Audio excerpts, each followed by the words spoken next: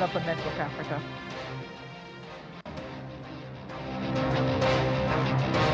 School bus carrying pupils on a study trip crashes in Kapchowa, killing at least 20 children and 1 adult in Uganda. Vice President of Operations of the Pentecostal Fellowship of Nigeria in South Africa urges Nigerian government to expand its repatriation operation. Plus, Guinea-Bissau freezes ties with Cabo Verde over claims of interference.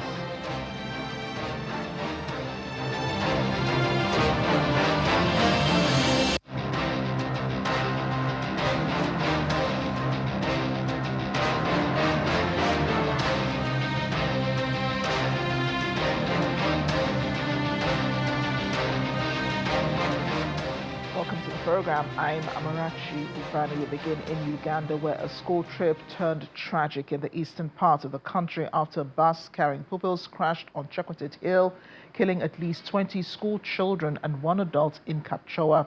Local officials described the incident as one of the country's deadliest road accidents involving children in recent years.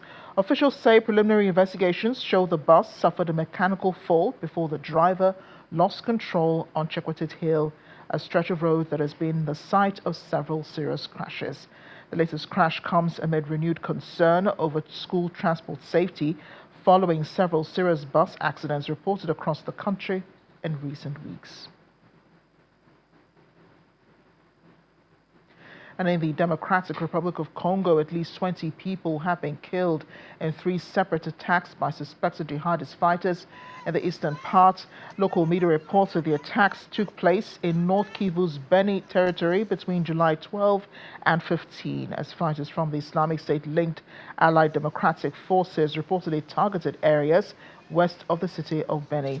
Reports say 7 civilians were killed, while 3 soldiers of the Congolese armed forces were ambushed. Meanwhile, survivors are fleeing to Beni town center, which has so far been spared from the attacks. Staying in the DRC, the World Health Organization has warned the country's Ebola outbreak has become the 3rd largest on record, saying the response is being outpaced despite progress in treatment and surveillance.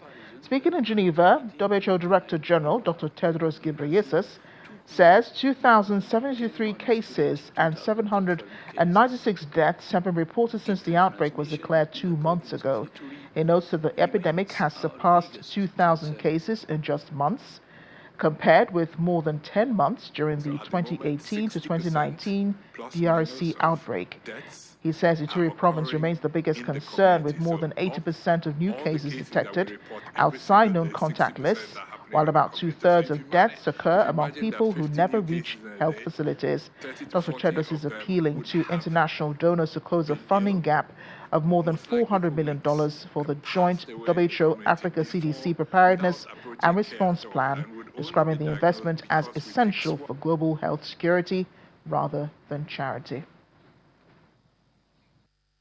Yesterday marked 2 months since the government of the DRC declared the epidemic of Ebola. Since then, the outbreak has expanded rapidly.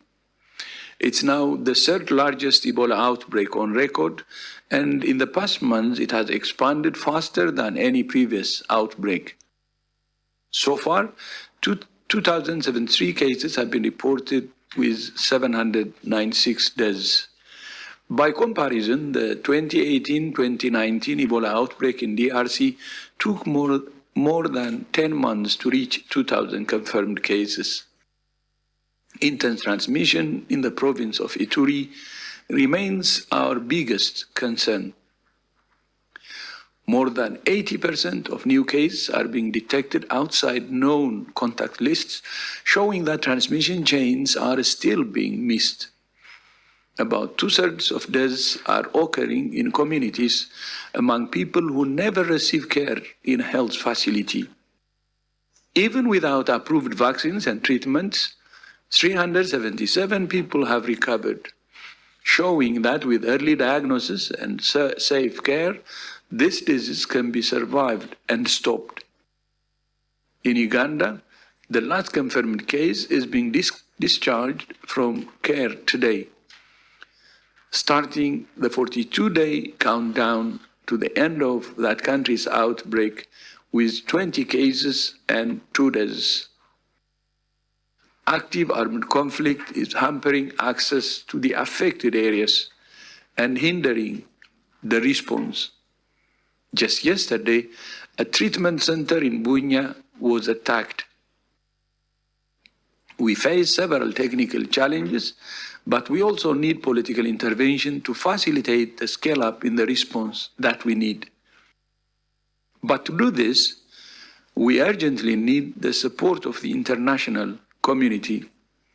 We still face a shortfall of more than $400 million in the joint WHO Africa CDC Continental Preparedness and Response Plan.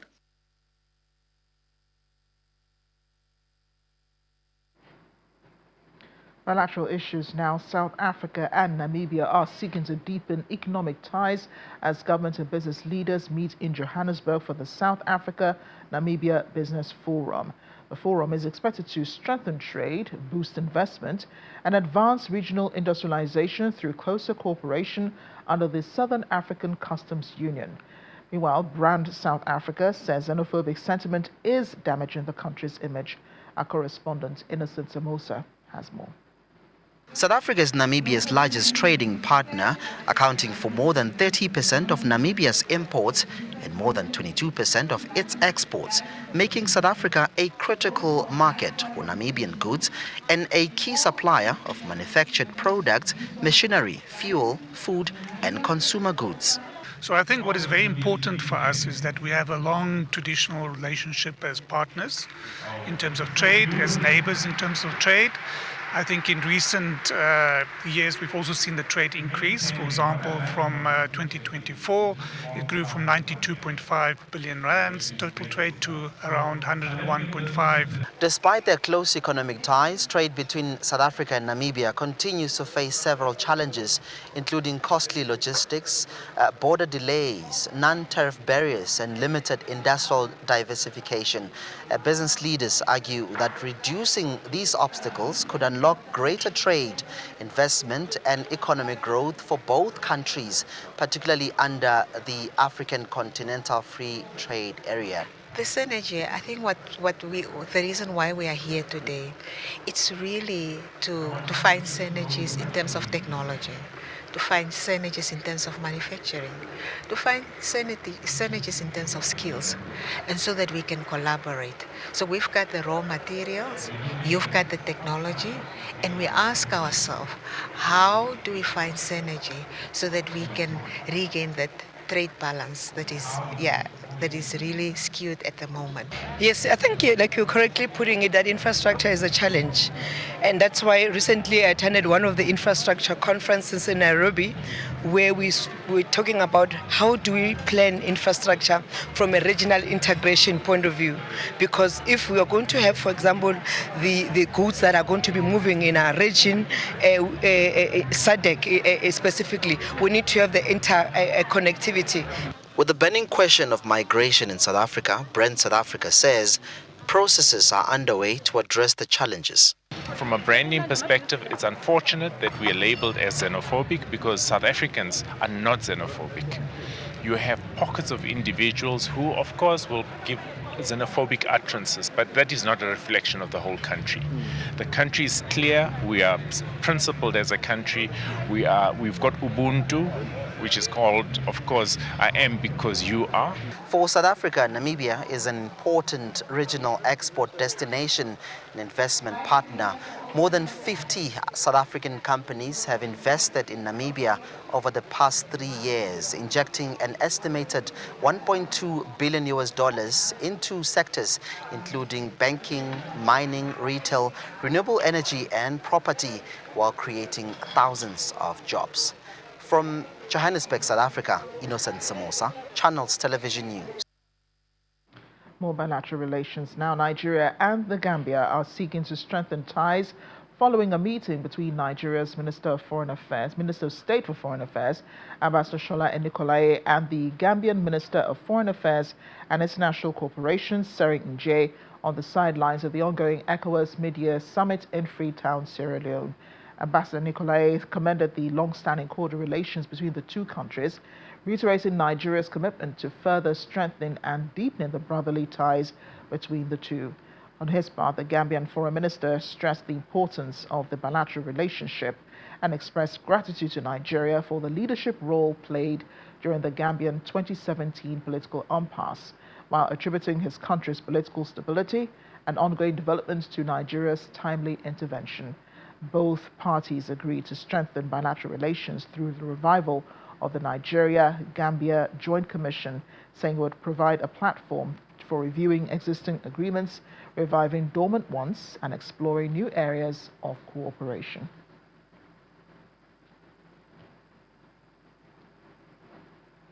And in faraway Portugal, Nigeria's Minister of Foreign Affairs, Bianca Odumegwu-Ojukwu, is calling for a more strategic, equitable and resilient partnership between Africa and Europe to address the growing geopolitical challenges confronting the international community. Speaking during Panel 6 on Geopolitics at the 2026 Euro-Africa Forum, she says the evolving global landscape, marked by armed conflicts, economic fragmentation, terrorism, climate change, food insecurity, and disruptions to global supply chains, requires stronger cooperation built on mutual respect and shared responsibility. Mrs. Odumegwu-Ojukwu stressed that Africa should no longer be viewed solely through the prism of humanitarian crisis or resource extraction, but recognized as a strategic partner with immense human capital, abundant natural resources, expanding markets, and significant innovation potential.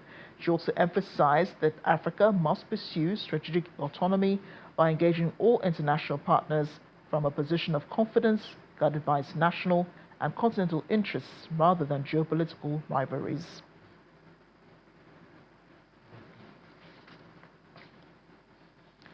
We're back in South Africa, where following the final phase of the Nigerian government's evacuation of citizens, the Vice President of Operations of the Pentecostal Fellowship of Nigeria, South Africa, Apostle Eugene, has welcomed the government's efforts, but he says the current repatriation program falls short of the demand, arguing that 5 chartered flights are insufficient to evacuate the large number of Nigerians who remain stranded in South Africa and are still hoping to safely return home.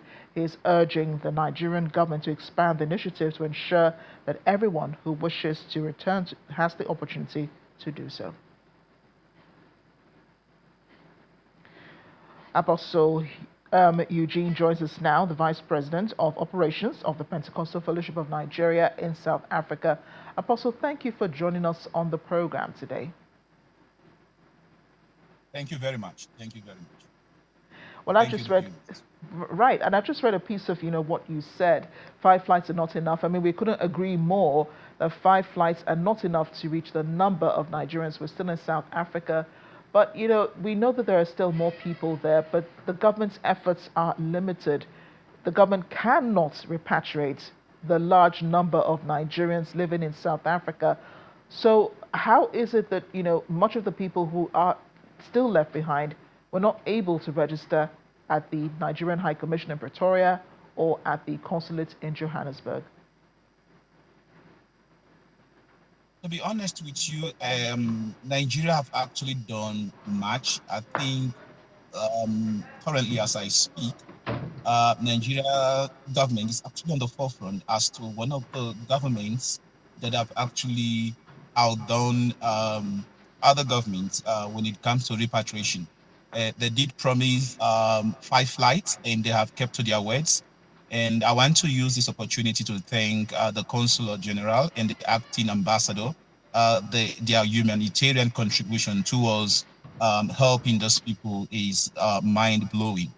Nevertheless, as of a couple of days ago, when that flight took, when they were actually preparing people to gather together for that flight, you realize that we still have more troops coming in. And the question is, how are they going to cope in this winter? They are not just coming as men or female, they are coming with their children. And in fact, as I speak, was it yesterday, we had a report that there was a ghastly motor accident yesterday in front of the embassy where these people are actually staying. where they are actually standing and hoping that one day someone will come to their aid. And one can actually begin to say that we should crave for more government indulgence in this direction. We should crave for, if not for the government, at least the private sector should come on board and help, alleviate this thing before it becomes something else. And some of them are actually changing clothes outside. They don't even have a place to bath. They don't have a place to pee.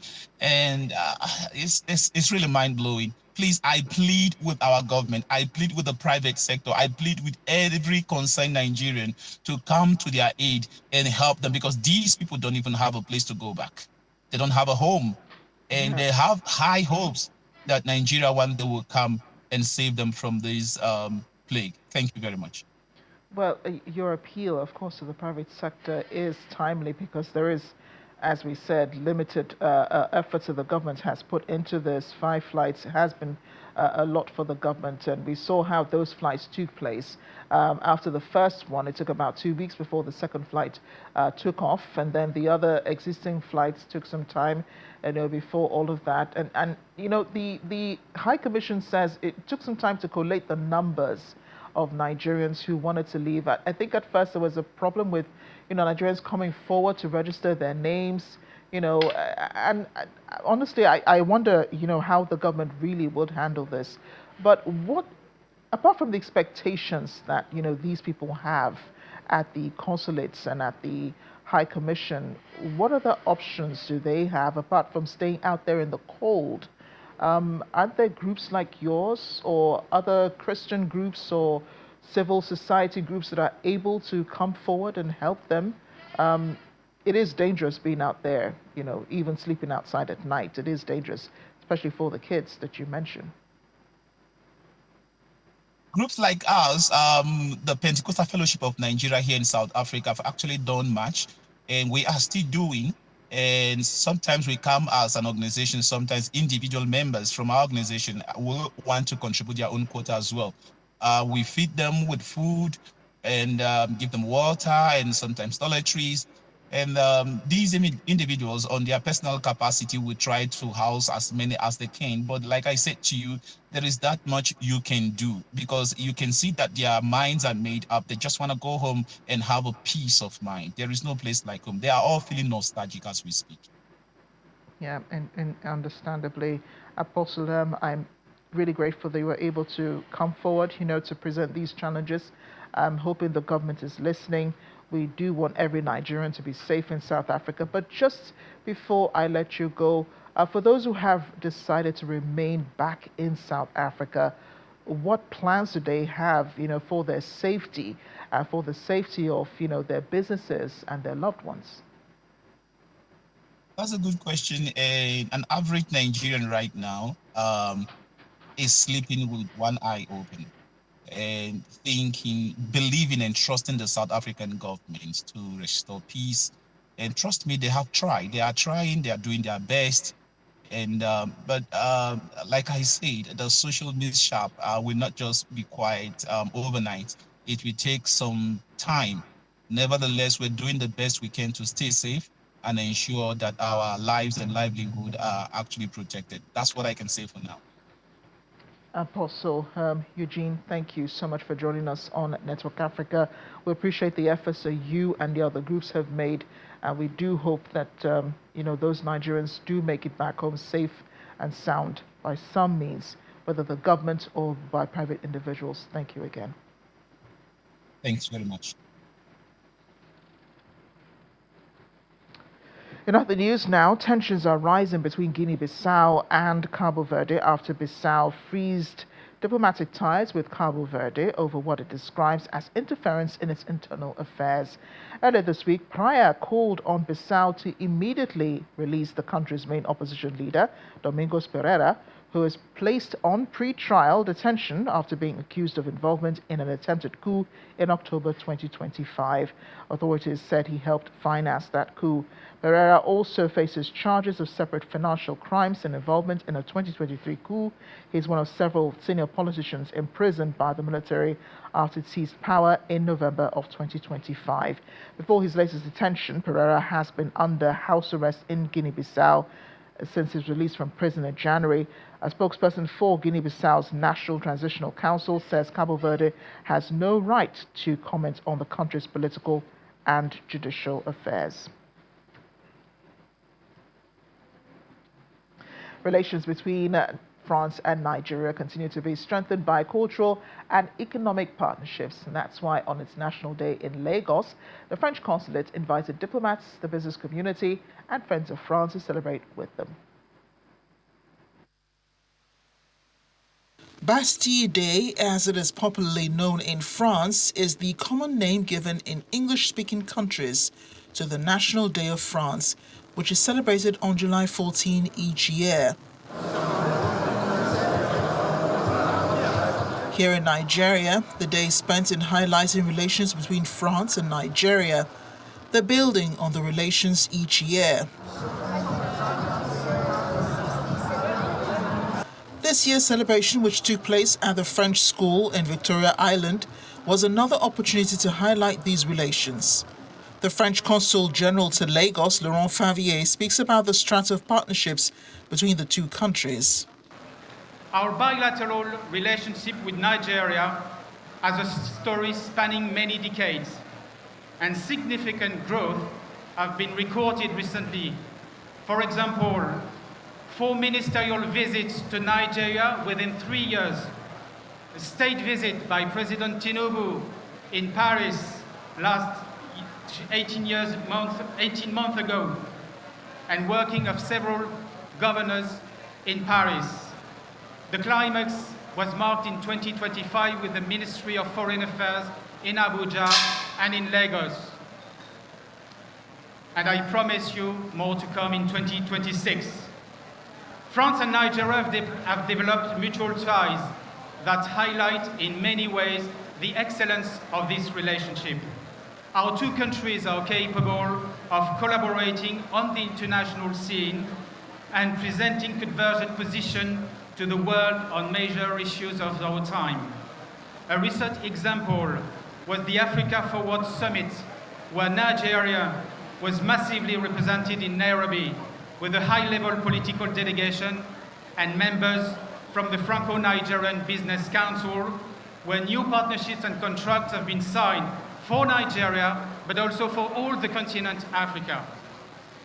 We also have good cooperation within the creative industry with Nigeria, and a good example with the vibrant Creative Forum Africa and the Cuties exhibition in Lagos last October. Representing the Lagos State Governor, Babajide Sanwo-Olu, the state's Commissioner for Finance, Mr. Abayomi Oluyomi, says France and Lagos State do not need to build a bridge for relations, but need to stand firmly on the already existing one. Lagos and France do not need to build a bridge to each other. We are already standing on one bridge. That bridge is strengthened by practical cooperation along transportation, infrastructure, energy, education, healthcare, culture, and enterprise. French institutions and businesses continue to work alongside public and private partners in Lagos. As our administration advances the Themes Plus agenda to build a more competitive, resilient, and inclusive megacity, we value France not only as a trusted friend, but also as a partner in progress. Nigeria remains France's top trading partner in sub-Saharan Africa, accounting for roughly $3.9 billion in trade, while around 100 French companies operate in Nigeria in various sectors. Amarachi Ubani, Channel Television News. We end this week's program with an inspiring story from Kenya, where a former homeless man, Rogers Maguta, has become Nairobi's very own birdman after opening his home to rescued wild birds and turning his years on the streets into a mission to save injured wildlife. Maguta feeds and cares for the birds in his home before strolling through Nairobi with his feathered companions perched on his head and shoulders, making him a local celebrity. Residents often rush to take photographs whenever the birdman appears. Maguta says the birds have given him a new purpose and inspired his dream of opening a wildlife rehabilitation center. He adds that he has released more than 20 rescued birds back into the wild after nursing them back to health. Meanwhile, health experts warn that sharing food with wild birds can increase the risk of zoonotic disease, including avian influenza.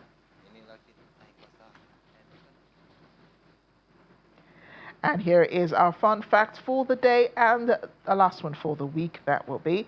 Did you know Equatorial Guinea is the only African country with Spanish as its official language? About 2/3 to 3/4 of the population speak Spanish to some degree, making it the most widely spoken language in the country. It is one of sub-Saharan Africa's largest oil producers per capita, with oil and gas accounting for most of its export earnings. I guess the only Spanish I can say is "Como estás?" Thanks for watching Network Africa. I'm Amarachi Ubani.